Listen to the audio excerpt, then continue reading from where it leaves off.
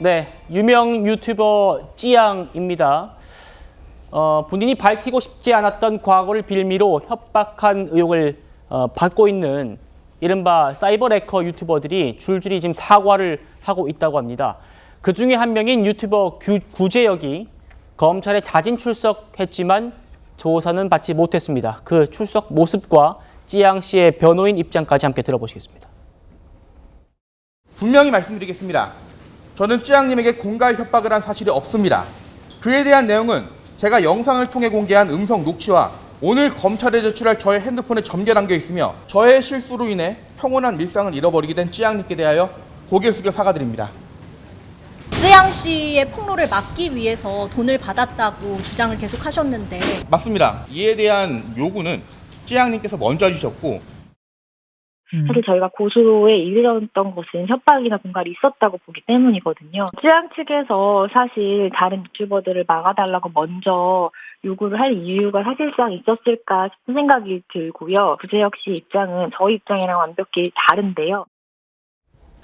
설주환 변호사님. 네. 어쨌든 이 구제혁이 찌양 씨한테 5,500만 원을 받은 거는 사실로 지금 드러난 것 같고 본인이 이렇게 검찰에 자진 출석했으면서도 나는 이중 스파이였다 이렇게 또 납득이 안 되는 또 해명을 했더라고요. 그러니까 뭐 일관성도 없고요. 그 다음에 변명이라고 하는 것조차도 본인의 범죄 행위를 가리기 위한 하나의 변명에 불과하다라고밖에는 볼 수가 없을 것 같습니다. 그러니까 본인은 무슨 찌양 씨의 어떠한 사생활을 보호하기 위해서 돈을 받았다라고 하는데 용역비라고 얘기를 하는데 예. 그럼 용역비라고 한다면 어떤 계약 내용이라든지 아니면 찌양 씨 측에서 이것을 맡겼다라고 하는 어떤 진술이 있어야 되지 않겠습니까? 근데 찌양 씨의 지금 법률 대리인이라고 하는 변호사 입장은 지금 구제혁이라는 사람과의 입장과는 반대다라고 얘기를 하고 있기 때문에 저는 뭐 진정성이 전혀 느껴지지 않고요. 예. 뭐 자진 출석했다라고는 하지만 잘못 가지 않았습니까? 수사는 지금 수원지검에서 하고 있는데 서울중앙지검을 찾아가면 뭐합니까? 그러니까 저는 본인의 지금 뭐 뉴스를 보니 이분들 유튜브에 대한 어떠한 수익 창출이 지금 금지가 됐다라고 하더라고요. 예. 그러니까 본인의 어떤 수익 활동이 안 되니까 오히려 뭐 이런 쇼잉을 한 것은 아닌가라는 생각이 들어서 뭐 제가 뭐 그냥 일반 국민 입장에서 봤을 때도 어떤 진정성이라고 일도 느껴지지 않은 상황인 것 같습니다. 그렇군요. 안 기자님, 이 유튜버들이 처음에는 본인들의 제기된 의혹들을 다 부인했었는데 네. 지금 줄줄이 사과를 하고 있단 말입니다. 왜 그럴까요? 자, 일단 이 시점이 공교로운데요. 지금 그들이 굉장히 큰 위기에 봉착했다는 거는 사실 그들의 가장 중요한 건 돈벌이입니다. 예. 왜 그들이 무리수를 띄우면서 허위 사실을 유포하고 공갈 협박 혐의까지 받게 됐을까요? 결국은 그렇게 유튜브에서 콘텐츠를 만들면 돈이 된다는 거죠. 근데 이제는 유튜브 측에서 이런 문제가 발생된 채널에 대해서 수익 금지를 시킨다고 해서 해당 유튜브 채널 모두 수익이 창출될 수 없도록 막아놨습니다. 그리고 네. 또 하나는 검찰인데 이원석 검찰총장이 직접 얘기했습니다. 범죄 수익을 추적해 몰수 추징 보존하고 민사소송 등으로 환수하라고 얘기를 했습니다. 그렇습니다. 그렇기 때문에 결국 이 상황에서 이미 명백하게 몇몇 영상을 통해서 증거가 확보가 됐죠. 무작정 본인들이 이걸 부인한다고 해서 끝날 수 있는 상황이 아니라고 판단을 한 거죠. 그렇기 때문에 즉각적인 사과하는 것으로 보이고 또 하나는 구속 여부입니다. 바로 이 이원석 총장이 얘기를 했습니다. 신속하고 엄정하게 수사를 진행을 하고 필요할 때는 구속 수사를 하라고까지 얘기를 했는데 예. 자, 지금 증거가 명백하게 나와 있는 상태에서도 계속적으로 이들이 이를 거부하고 사실이 아니라고 얘기하면 어떻게 될까요? 결국 구속 요건은 두 가지거든요. 증거인멸과 도주 우려. 그렇죠. 그들이 명백한 증거 앞에서도 계속적으로 이를 부인한다면은 구속 요건이 되기 때문에 이런 것까지 우려해서 이 어느 정도 나온 내용에 대해서는 인정을 하고 곧바로 사과를 하는 걸로 태세를 전환한 게 아닌가 분석이 됩니다. 그렇군요. 지금 찌양 측 오늘 이 유튜버 구제혁을 비롯한 4명을